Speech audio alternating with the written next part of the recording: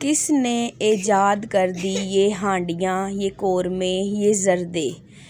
ذرا مجھے اس بندے سے تو ملواؤ، میں نے اس کا منہ توڑ دینا ہے۔ میں نے سنی تھی ایک بہت ہی فنی اور ایک بہت ہی مزیدار سا ایک ویڈیو کلپ تھا جس کے اندر ایک خاتون بول رہی ہوتی ہیں کہ کس نے ایجاد کی ہیں یہ ہانڈیاں، قورمے، میں نے اس کا منہ توڑ دینا ہے۔ تو آج کریں گے اس کے بارے میں بات۔ بسم اللہ الرحمن الرحیم۔ السلام علیکم ورحمۃ اللہ وبرکاتہ۔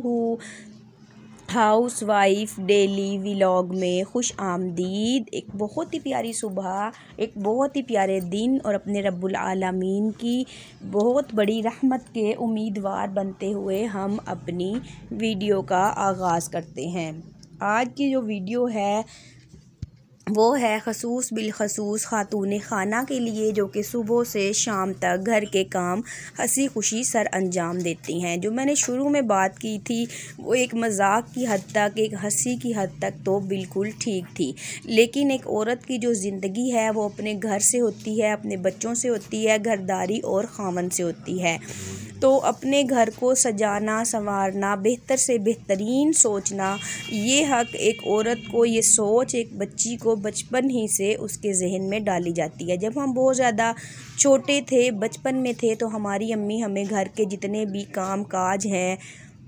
ان کے بارے میں بتایا کرتی تھی اور سکھایا کرتی تھی کہ بیٹا آپ سیکھیں، یہ آپ کی زندگی میں کام آئے گا۔ لیکن جو بچپن کا وقت ہوتا ہے، جب ہم چھوٹے ہوتے ہیں تو ہمیں بات بات پہ بہت زیادہ غصہ آیا کرتا تھا، ہم بات بات پہ جھگڑا کیا کرتے تھے کہ ہم سے نہیں ہوتے اتنے زیادہ کام، اتنی سردی میں ہم سے نہیں دھلتے کپڑے برتن، اور اتنی زیادہ سخت گرمی میں ہمیں جھاڑو نہیں ہم لگا سکتے، ہمیں بہت زیادہ پسینہ آتا ہے۔ لیکن جیسے جیسے وقت گزرتا گیا، ہم اپنی زندگی میں آگے بڑھتے گئے، تو ہماری جو امی کے سکھائے ہوئے کام تھے وہ ہماری ان کی عادتیں پختہ ہو گئی۔ جیسے کہ کہتے ہیں نا کہ ہڈیوں میں جو ہے وہ کام رچ جاتا ہے، اس کی عادت ہو جاتی ہے۔ جب ہم چھوٹے تھے نا، آج بھی مجھے اپنی نانوں کی بات یاد آتی ہے، اللہ رب العالمین ان کو جنت میں اعلیٰ مقام عطا فرمائے۔ وہ کہتی تھی بیٹا ایک کپڑے کو آپ 3 بار پانی سے کنگھالیں گے تو کپڑا پاک ہو جائے گا۔ تو کہتے تھے نانی اماں ایک بار دھوئیں یا 3 بار دھوئیں کوئی فرق نہیں پڑتا۔ لیکن جب اب وہ اس دنیا میں نہیں ہے، اللہ ان کو جنت میں اعلیٰ مقام عطا فرمائے، جب ہم خود کپڑے دھو رہے ہوتے ہیں، پھر بڑے ہونے کے بعد جب ہم نے علم سیکھا دین اسلام کا، دنیا داری کا، تو تب بھی ہم نے یہی سیکھا کہ جب بھی ہم کوئی کپڑے وغیرہ واش کرتے ہیں تو اس کو 3 بار دھونا لازم ہوتا ہے، تاکہ جو کپڑے ہیں وہ پاک ہو جائیں اور صاف ہو جائیں۔ تو بس پھر اسی طرح ہم زندگی کے سبق کو سیکھتے سیکھتے سٹیپ بائی سٹیپ جو ہے ہم اپنی زندگی میں آگے بڑھ رہے ہوتے ہیں۔ لیکن جو بچپن سے جوانی کے درمیان کی ایک عمر ہوتی ہے وہ سیکھنے کی عمر ہوتی ہے، اور ہم اس عمر میں سیکھ رہے ہوتے ہیں۔ اس عمر میں آپ جتنی بھی عادتیں سیکھیں گے وہ مرتے دم تک آپ کے اندر سے نہیں نکلنے والی۔ تو زیادہ سے زیادہ کوشش کریں آپ اپنی بچیوں کی اور اپنے یہاں تک کہ بیٹوں کی بھی اصلاح کرنے کی کوشش کریں کہ ان کو صاف اور صفائی جو ہے اس کی عادت بہت زیادہ اور جلدی ان کے اندر آ جائے۔ کیونکہ دیکھیں کہ جو گھر کا ماحول ہوتا ہے بچے وہی سیکھ رہے ہوتے ہیں، جو ارد گرد وہ دیکھ رہے ہوتے ہیں، جو وہ فیل کر رہے ہوتے ہیں کہ وہ کس ماحول میں بڑے ہو رہے ہیں۔ میں ایسے چھوٹے سے بچوں کو بھی جانتی ہوں کہ میرے جو بہت ہی قریب ہیں، میرا جو چھوٹا بیٹا ہے، ایک دفعہ میں نے اپنے روم میں ایک باسکٹ رکھی ہوئی ہے، اس کے اندر ہم سارا جتنے بھی بچے دن میں اکثر کینڈیز، ٹافی، پاپڑ وغیرہ کھاتے ہیں، تو اس کو جتنے بھی اس کے ریپر ہوتے ہیں میں انہیں بولتی ہوں کہ آپ اسے باسکٹ میں ڈال دیجئے۔ لیکن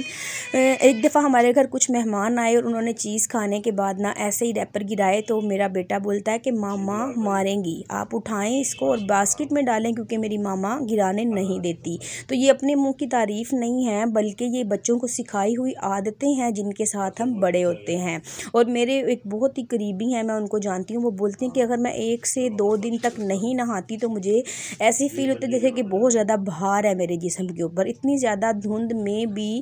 جن کی ماؤں نے ان کو عادت ڈالی ہے بچپن سے صبح سویرے اٹھنا، نہانا، کپڑے بدلنا، تو ان کی عادتیں پکی ہو جاتی ہیں۔ تو بس پھر آج کی ویڈیو کا مقصد تھا کہ آپ اچھی تربیت کیجئے اپنی بچیوں کی، اپنے بچوں کی، ان کو ہر ایک کام سکھائیں تاکہ جب وہ بڑے ہو جائیں تو ان کو اپنی زندگی میں کسی بھی قسم کی پرابلم جو ہے وہ پیش آنے والی نہ ہو۔ تو اگر آپ کو عادت ہوگی تو بہت سا کام جو ہے وہ آپ جھٹ پٹ اور جلدی جلدی انجام دے سکتے ہیں۔ اگر عادت ہی نہیں ہوگی تو پھر چکنائی سے بھرے ہوئے برتن اور ٹھنڈا پانی یہ سب بہت زیادہ پریشان کرے گا، اور اکثر ایسا ہوتا ہے ان بچیوں کے ساتھ جو کہ شادی کر کے سسرال جاتی ہیں میکے میں، تو انہیں عادت ہی نہیں ہوتی کام کرنے کے لیے۔ پھر جب اتنا زیادہ وہ برتنوں کا پہاڑ دیکھتی ہیں تو بہت زیادہ پریشان ہو جاتی ہیں اور بہت زیادہ غصہ کرنے لگتی ہیں، بہت زیادہ غصے کا اظہار کرنے لگتی ہیں۔ اسی سے ہی گھر کا ماحول خراب ہوتا ہے۔ جو مائیں ہیں وہ اسی لیے بچیوں کو اپنے ساتھ کام میں لگا کے رکھتی ہیں، بار بار ان کو کام کی تلقین کرتی ہیں تاکہ ان کو کام کی عادت ہو جائے۔ جب کام کی عادت ہو جائے گی تو ان کو آگے جا کے یعنی کہ سسرال جانے کے بعد بچیوں کو بالکل بھی پریشانی کا جو سامنا ہے وہ ہرگز نہیں کرنا پڑے گا۔ تو آج کی جو ویڈیو ہے اس کے ذریعے میں آپ کو یہی میسج دینا چاہتی ہوں کہ آپ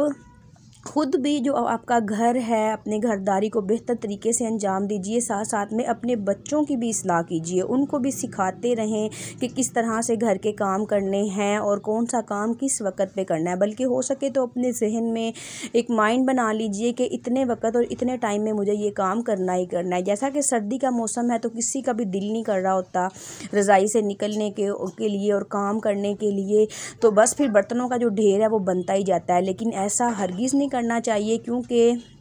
جب ہم چھوٹے تھے نا تو ہماری امی بولا کرتی تھی بیٹا جلدی سے سارے برتن جو ہیں ان کو آپ واش کر کے آئیں، کیونکہ جو برتن ہیں وہ سنک میں پڑے پڑے بددعا کرتے ہیں، جو شیطان ہے وہ ان برتنوں کو چاٹتا ہے، اس گھر میں رزق کی کمی آتی ہے جہاں پر بہت سارے برتن سنک میں چھوڑ کے لوگ سو جاتے ہیں۔ اور پھر جب ہم حفظان صحت کے اصولوں کی بات کریں تو تب بھی یہی کہا جاتا ہے کہ جس گھر میں سنک میں برتن پڑے رہیں گے رات بھر تو اس گھر میں کاکروچ اور کیڑے اور چھپکلیاں بہت زیادہ مقدار میں پائی جائیں گی، کیونکہ وہ رات کو اپنا کھانا ڈھونڈنے کے لیے نکلتے ہیں، اور جہاں کچن میں جو ہلکا ہلکا جو آٹا ڈسٹ ہوا ہوگا، چولہے کے ارد گرد کچھ کھانا گرا ہوگا، برتن گندے پڑے ہوں گے، تو ان کو تو کھانا بہت زیادہ مقدار میں مل جائے گا، تو پھر وہ روز ہی آپ کے کچن میں ڈیرا ڈال کے بیٹھ جائیں گے۔ تو بس اس کے لیے بہتر سے بہترین جو عمل ہے وہ یہی ہے کہ رات کو سونے سے پہلے اپنے پورے کچن کو اچھے طریقے سے صاف کر دیجئے، سنک میں کوئی بھی برتن آپ ہرگز مت چھوڑیے، اور اپنے گھر کو بہتر سے بہترین طریقے سے سجانے کی سنوارنے کی کوشش کیجئے۔ تو جو ہماری مائیں ہیں جو بچپن سے بول بول کے ہمیں سکھا رہی ہوتی تھیں، وہ ان کا مقصد یہی تھا کہ ہماری جو بیٹیاں ہیں وہ بڑی ہو کے ایک سگڑ اور بہترین خاتون خانہ بنے۔ اکثر جب ہم کسی گھر میں مہمان بن کے جاتے ہیں تو ہم گھر کے ماحول کو دیکھ کے ہی پہچان جاتے ہیں کہ خاتون خانہ کتنی سلیقہ شعار اور کتنی عقل مند ہے۔ اگر تو ایک خاتون عقل مند ہے، گھر چاہے چھوٹا ہو یا بڑا ہو لیکن سلیقے سے رکھی ہوئی چیزیں، ترتیب سے رکھا ہوا سامان، یہ منہ بولتا ثبوت ہوتا ہے خاتون خانہ کی سلیقہ مند ہونے کا۔ لیکن ایک بہت بڑا گھر ہو، چمکتا دمکتا صاف